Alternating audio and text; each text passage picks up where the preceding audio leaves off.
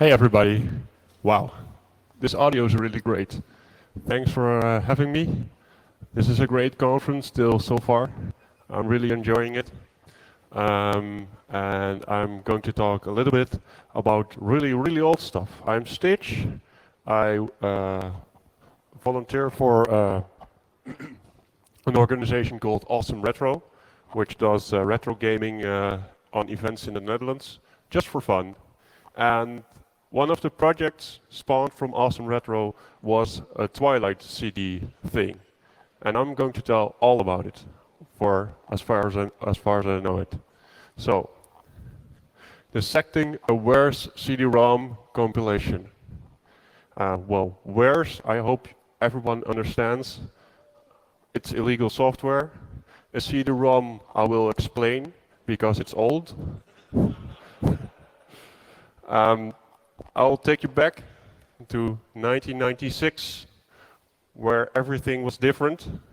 There was no internet, and for $5,000 or whatever euros or guldens, you could get a high-end PC with 200 megahertz and 8 MB of RAM. Yes, and a big bulky display.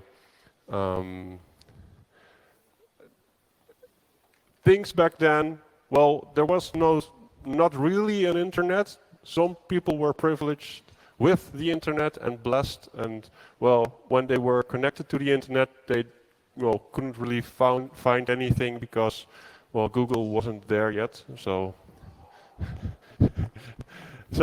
we're back then. Hard drives also had about maybe 1 gigabyte, maybe 200 megabytes. So the thing back then is to get to get software and to get games, you had to buy CDs. And I brought lots of them. This is the entire compilation of Twilight. This is actually a DVD, it looks similar. This is a CD. It's a picture over there. It's not white in the middle, you can sort of see through it. It's silver on one side and has some pressings on the other side. And it can contain 700 megabytes of information. 700 megabytes was more than your hard drive back then. So this is magic. Well, what else can I talk about? What else can I say about the CD? It has some numbers for anti-piracy, which I'm going to dive into shortly. And well, you can just buy them and physically put them into your computer and run software. Piracy back then. Today there's there are many easy ways to get your software online without going out of your house. Back then it was all offline.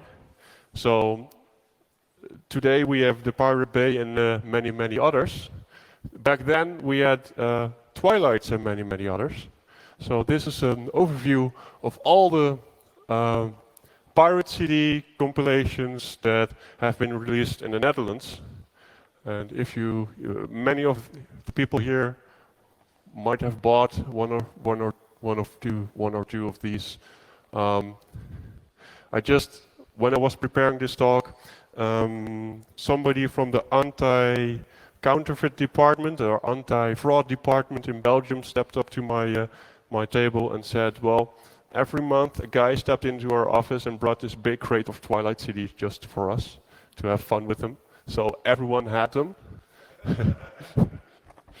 And there some are really bad, some are really good. Twilight is excellent. The standard is really high, and I'll show you in a minute. Just to give an impression, on Twilight Disk 1, this is the list of games. Click install or point your arrow in the DOS box or DOS window and install.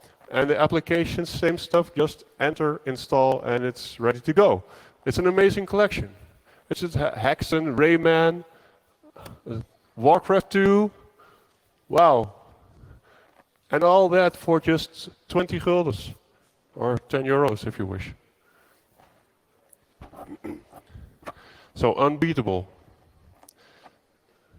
How I got into this madness of collecting all this physical junk is, well, on every disk there's a domain name mentioned. It's www.twilight-cd.com. It's on every ring and on every disk of every CD, every case. And a few months ago, it was in what remediation period. So that means the domain is going to expire and the domain squatter is going to release it. And I bought it.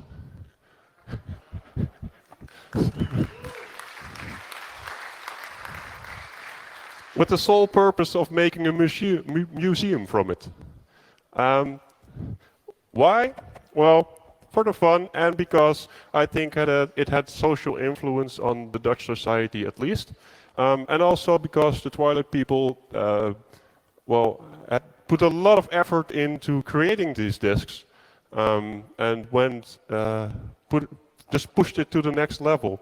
And they deserve some credit somewhere that is everlasting, at least until my server goes down. And well, I bought the domain and sent a message to a website, a shock blog in the Netherlands called Geen Stijl. And in the same night, my server did not go down. Oh yes, it did. It was like bam. I got 20 to 50 emails with, do you want stuff? Do you want stuff? Oh, this website, I've got the original, this is a sort of screenshot compilation from the original website. It was somewhere on the internet. I don't know where anymore. Somebody gave this website, this is how the internet looked back then. It has a menu and some pictures, wow. And I got even this website. This is another, well, beautiful site from 1990, I think 1999, or this website. It's amazing what is still out there on the internet, but nobody links to these pages anymore, so it's totally forgotten. Nobody knows about this anymore, so that's, yeah, strange. So about the product. What is Twilight really? If you look at it, Twilight in itself is a beautifully designed product. It costs a little bit, 25 gulden back then, if you're on the consumer end. You get a lot of games and applications. You get a disc once every month. It looked genuine. It could be from a store. Only the difference was you got it from your colleagues or your friends at school.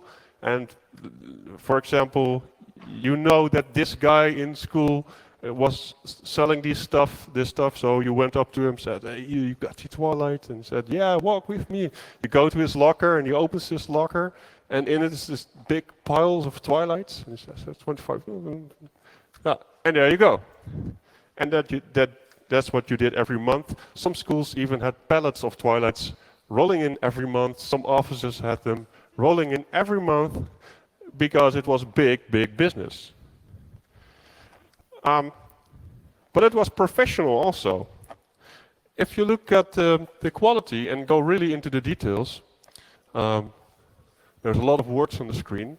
Ignore them. If you look at the details, I'll get an earlier release. I think it's 1996. Excuse me, I don't have a picture with me, but this is 3D art. It's really beautifully designed, and all the discs have original 3D art designed by the people themselves. Even the disc itself has some nice pressings on it with artwork in its style. The inlay is nice and shiny. It has really great instructions in how to operate this thing when you pop it in your drive. It has a great installer and a great menu. It has screenshots of the games you want to install or maybe not. And sometimes you could even get some extras, such as a free poster with release 18, or there was a wallpaper pack on it with all the artwork from previous releases. And well, yeah, some of them had just Windows 98 and 98 completely on them, next to all the games and applications. Oh, that's magic. So the quality is really high, and that deserves some respect. This is an example of some 3D art. They had their own spaceship modeled. I think it's in 3D Studio Max, and I don't know if this is stock, if this is a stock image, or that it is that they built it themselves just for the fun of it. This is a more close-up. You see this big space station, and back then 3D graphics were new. If you look at video clips from 1996 and you see 3D over there, you're going to cry. It's horrible. And this is, well, for what it is, it's pretty beautiful. And they made it themselves just because they wanted to make something really great. And another picture, and they used nice fonts. So it took a lot of effort, or some effort, to find what fonts they used. And well, I found out that it was Sensetica and it was Fat Freddy after a day or two browsing through fonts. And compared to others, I've got some other things with me. I've got Crazy Bytes and Storm with me. Just look at the difference in just holding the discs up. I hope you can see it. This is nice two colors. This is Crazy Bytes. It looks like a porn CD. And this is Crazy Bytes 6. It looks like, well, somebody that does not really has design skills made it. And they are all written with viruses and other crap. So compared to others, well, Twilight is really excellent.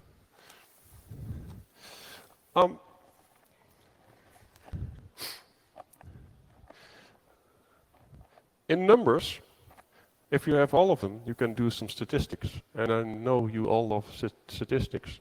So here are some numbers. The series ran from 1996 to 2004. In 2 or 3 crews, I'm not sure yet, because some of them got busted and, well, had to sit somewhere in a closed area, so a small area. The CD releases were 75, 136 CDs, 41 DVDs, and in total, all of them together, different discs, is 180, and they ship up until 65,000 discs a month. So you try that not getting busted. That's an achievement. On the disk, there are over 2,000 applications, over 2,000 games, a lot of various stuff. Those are 3DFX patches, cracks, trainers, viruses, and other junk you might be interesting. They had developed their own scripting language, and it has 600,000 lines of code, effective lines of code. They made 10,000 screenshots in those 8 years. And all in all, in the lines of script, there were only 100 serials. So the rest was either cracked by themselves, mostly in the beginning, or by other teams such as Razor and, well, whatever. I don't know the names by heart. If you got one of these CDs and you placed them in your drive, then you got this, well, this blue thing, which was a menu. It's called, this is in DOSBox because it doesn't work anymore from, well, Windows 7 and whatnot. But this is their menu. You can just move up and down with the arrows and say enter, and it installs, and you can change your drive.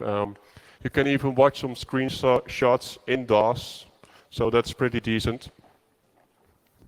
As time goes by, they move to some other Delphi program.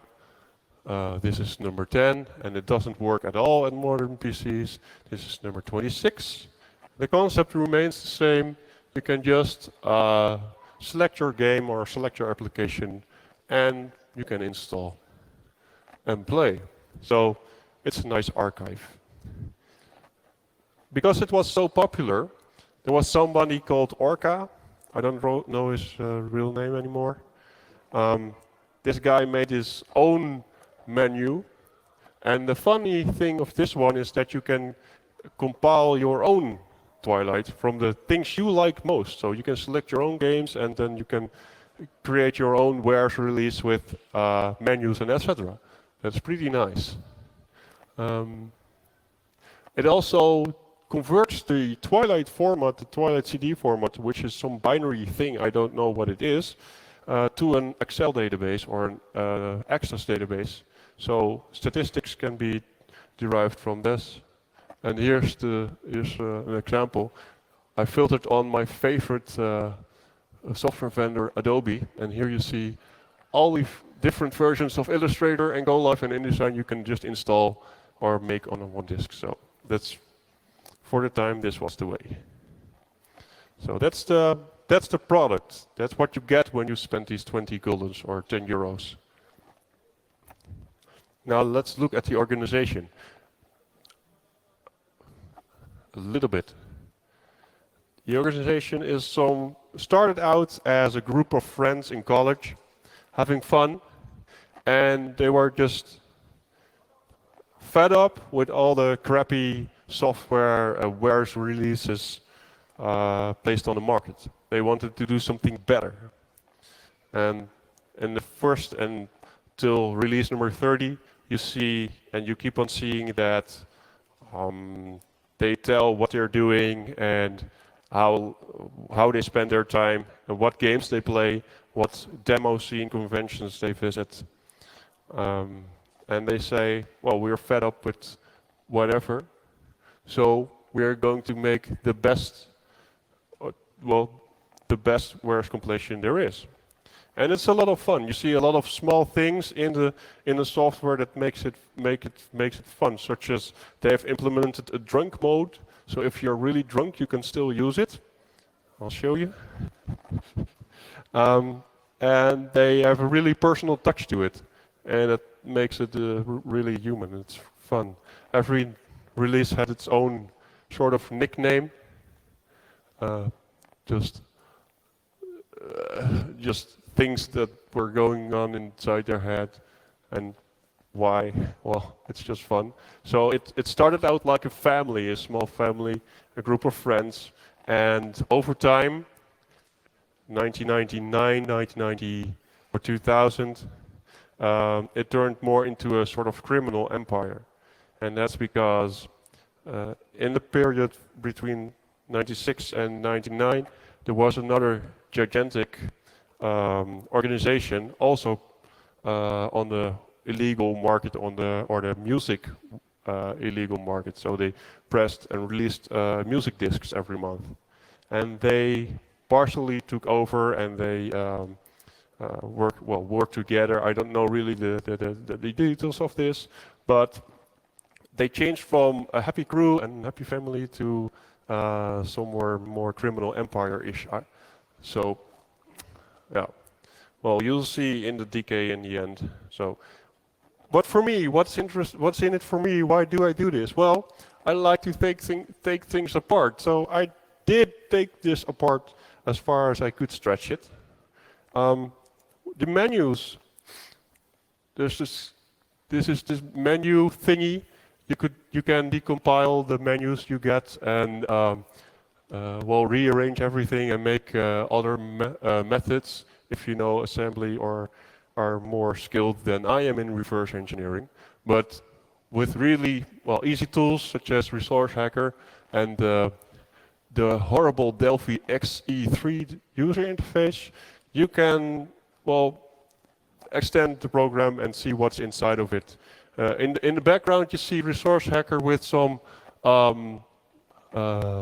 icon, the fours and the bees, and that actually is the Twilight logo in some format, BMP, I think. That was the first achievement. So I could open up the application and see what it does. I looked at the files, about every file, and I could make a really detailed timeline till the second of when the CD was finished and went to the presses. And you can even see that between when they switched to 2 discs instead of 1 disc, you can see that there's a half an hour difference in them. So that's insane. The first 10 releases all have nice dates and details, like all is set to 1 and all is set to 9. This disappears as the level of quality goes down over time. So what can you do more with a CD? Well, it's a data disk, and a nice thing of a data disk is that you can dive deeper into them and do a sector view of everything. And mostly on sector 16 on a disk, you can see what software was used to create the final image. Sometimes it was Easy CD Creator, also shipped on Twilight. Sometimes it was set Twilight Crew, sometimes set the name of the pressing company, or just crazy words like Ernie or Twilight or company or some URLs. Well, that didn't make me, well, it's nice, but it didn't really make me happy. So next, I want to dive into strings.exe. And it's, oh, here we go. Strings.exe is something you might all know, but I just recently learned that it's an amazing tool and you can get everything that looks like a human readable word and extract it from a binary. So I got some copyright notices, I got the sort of semi-header files from some applications, and I found out that it was made with Borland, the Borland compiler. Some usernames appear here and there, so that's really sloppy. And they even used in the later releases, they used some obfuscation blah, which, well, doesn't add anything if you do not change anything in your application, only obfuscate it and have 30 or 83 releases prior to it with the same source code, only not obfuscated. So that doesn't make sense at all. But one thing struck me, it's on release 1, it's the drunk mode. So what is this? Let's look inside the drunk mode. There's a nice tool called Ilda Pro, which can decompile your application and do decomposition into functions, and strangely named functions, but still you can walk through them. And this is the drunk mode routine with their neighboring functions. If you dive more deeper into it, then you can see that there's a switch between enable the drunk mode and disable the drunk mode. If you dive even more deeper into it, you can see the assembly with some generated comments. And we found out that it was actually one of the keystrokes that you use to install software. It is Control Enter. And if you use drunk mode, everything switches in your menu. If you press up, you go down. If you press left, you go right. And if you watch screenshots, they're upside down. So, it's fun, all right? They did it for fun. It disappeared afterwards, and there were no other drink modes discovered till yet. So, now we've seen what the Twilight is, what the GRU is, and now we're going to take it a step bigger. Twilight is starting to become huge, and there's something with piracy, and people try to hunt them down and stop them. So I'm going to dive a little bit into CDs. Every CD has an SID code and IFPI code. These are the details that you see in the mastering of the disk, really in the center. And you see the difference between an original authentic CD is on the left. There's nice letters, and the pirated disks often have obliterated SID codes or no SID codes. Here you see an obliterated SID code, but this is not really a solution if you are a pirate. If you are a really good pirate and have some money, then you just not have these codes on your disk, because these codes mean trouble. These codes tell where your glassmaster has been made, or where your mold has been made, or your glassmaster or mold have been made. So you can trace back where your organization has been. So if you keep using the same plant, and keep using this SID code, you will get busted. An example of this, from Twilight number 80, a different crew appeared and they did things differently. We're in a DVD era. Wow, DVDs. The DVDs contained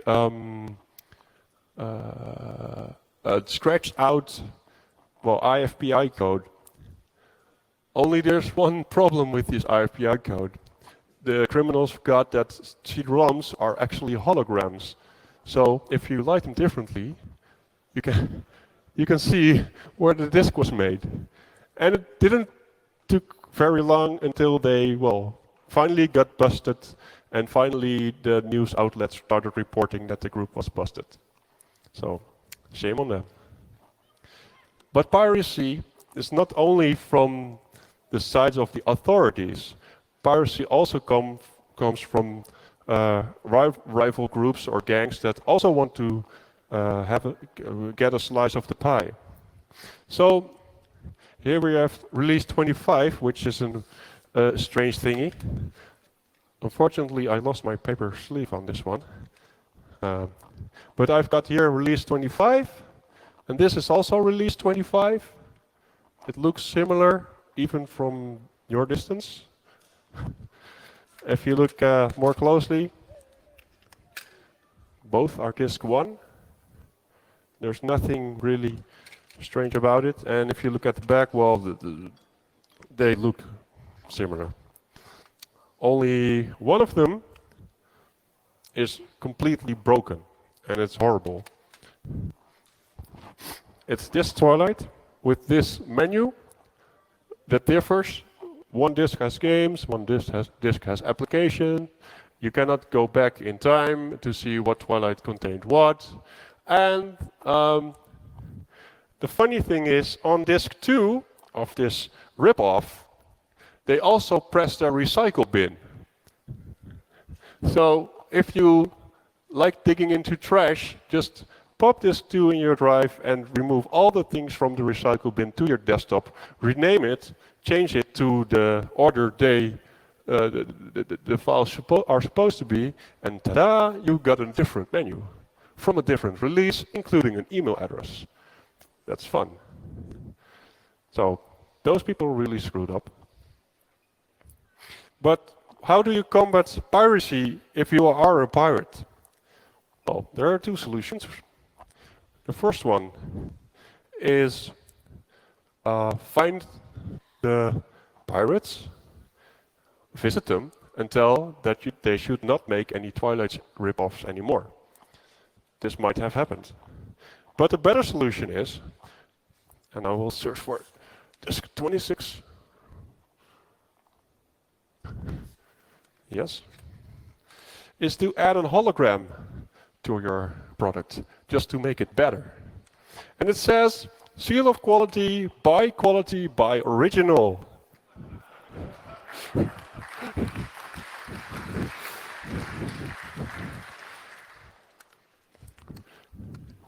it's a better solution than violence.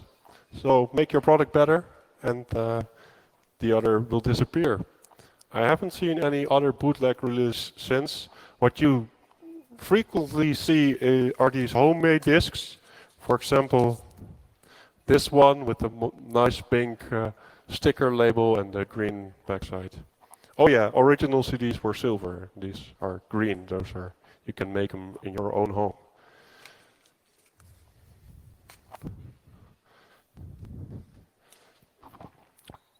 So, looking at the timeline, you went from epic, a scene, a community, people that want to make great products, to something that is just a shrink wrap to make money from, and a name, a brand, nothing else.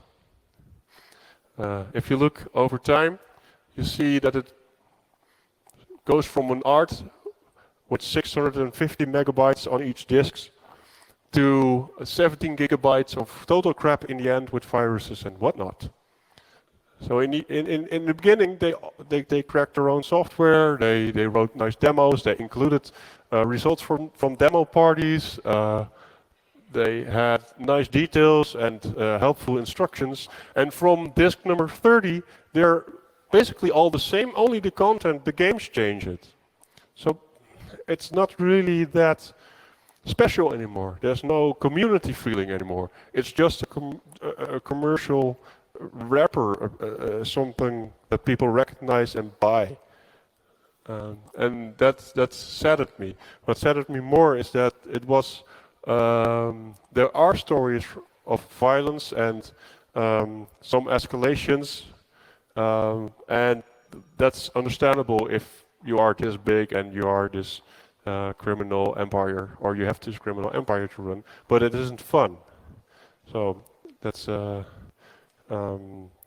yeah, that's a downside. Somebody asked before, what is an enforced USP? And an enforced unique selling point is that if you see anyone else copying your product, you visit them, you smash them up and say, well, you're going to call this number in the morning, and then you get this phone call, and the guy on the phone says, well, you're going to pay the guys who beat you up last night, and you will not ever do this again. So that's their unique selling point. That's not fun. So if you look at the timeline a little more detailed, the green stuff is the new stuff and it's the nice stuff. The blue stuff is more special, and the red stuff are the things that disappear. So in 99 you see a downfall, that the hologram disappears, that they just added.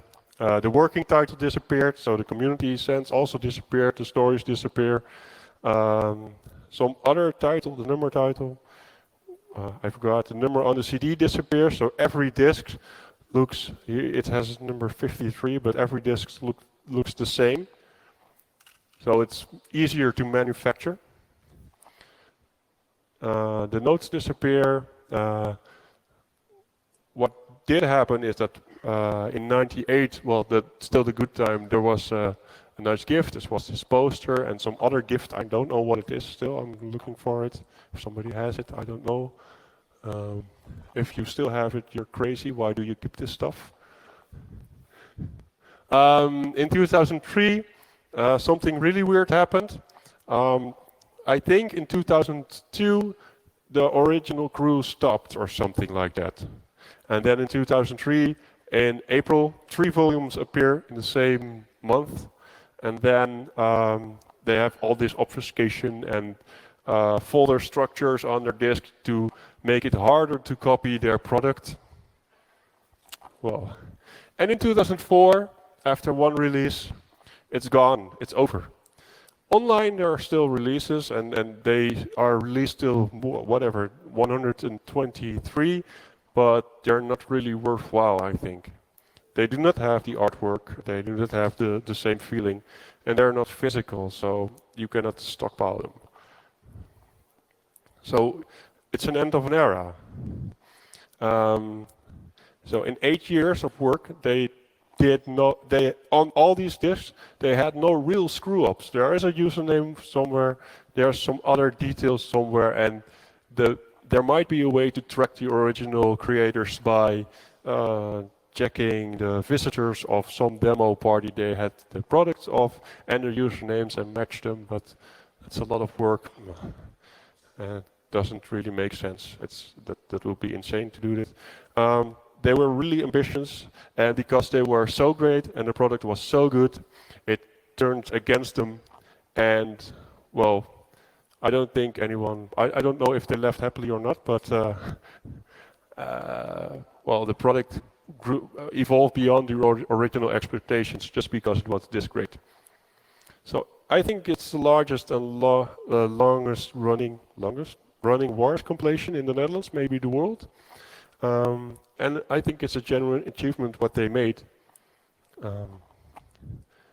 So that's for the Twilight. Now the aftermath.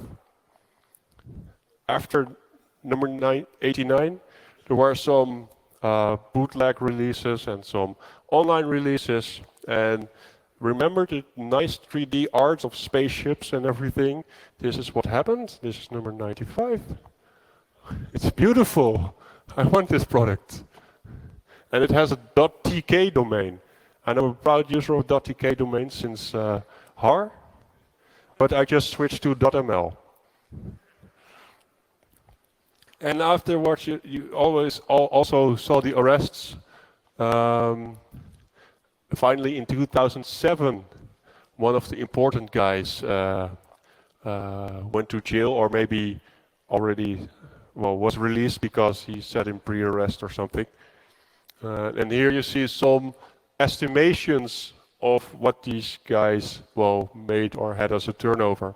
And it was not only Twilight, but it was also Crazy Byte, Moviebox, and Veronica, and some other brands that are created after 2000.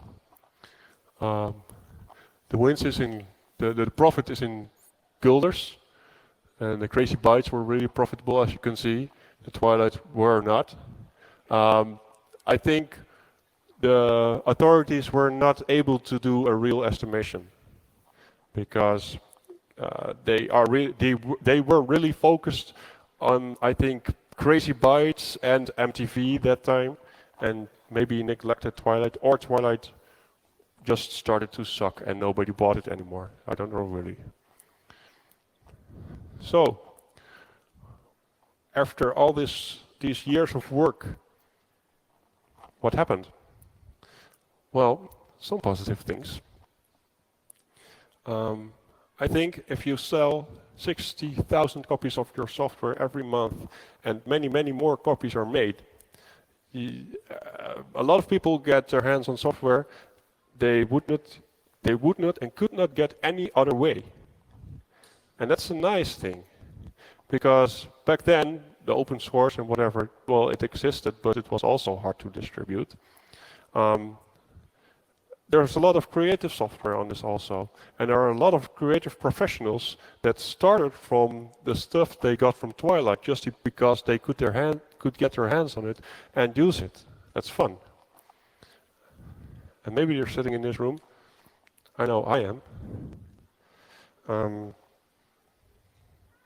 And that's just something that everybody neglects, and something that is not really quantifiable. Because, nobody exactly knows the statistics, because maybe, I don't know what could happen if the real facts go out in the world before 20 years. So there was a positive impact on society, and they made nice 3D artwork to look at if you want. The state of the project: to disassemble all the Twilights, to gather them all, to hear stories, to tell them, to republish them, to get them online.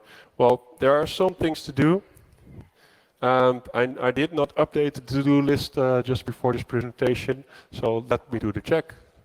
16-bit apps, yes, I did screenshot. Disassemble, no. There are still some disks missing, so I could not do complete analysis on them. There are also lots of stories from people that had Twilights in their office or at home, or knew friends that were high up the tree and would load up their truck or trunk with Twilights or whatnot. I like to hear those stories, and I like to publish them anonymously if you wish, just because it's a nice thing to talk about. And there are some rare articles that are slowly disappearing, and just republish them. One of the nicer articles is by Peter Buwalda, and he tells about the Utrecht campus and the warez and the criminal shit and whatever is going over there, was going on over there. So that concludes my short story on the physical and old school 1996 to 2004 Twilight warez compilation CD. If you want to take a look, they're outside the tent in a moment. If you want to chat, you're welcome. This is my info. You can check our website, awesomeretro.com, or twilight-cd.com for the entire archive and with all listings, and you can search on it so you can see what Twilight could contain. This specific 3D FX patch for Quake that you're missing and that's nowhere out there on the internet. You can find it like this. Hi. First of all, thank you. This was great. And it's not really a question, but more like we know that copyright in Europe now lasts, well, let's put it in practical terms, forever. And there are people like you and some other people driving with trunks full of those, you know. Yeah. Just mentioning bad things might be happening. So There's a nice statement that is old wares is no wares. I like that. Nobody really cares about this old Carmageddon patch, old Carmageddon version that works on nothing anymore, or this old Photoshop version that works on nothing anymore. So, but it's still a problem. I cannot place ISOs online. Luckily, just before this conference, somebody uploaded to some news group outlet all 123 ISOs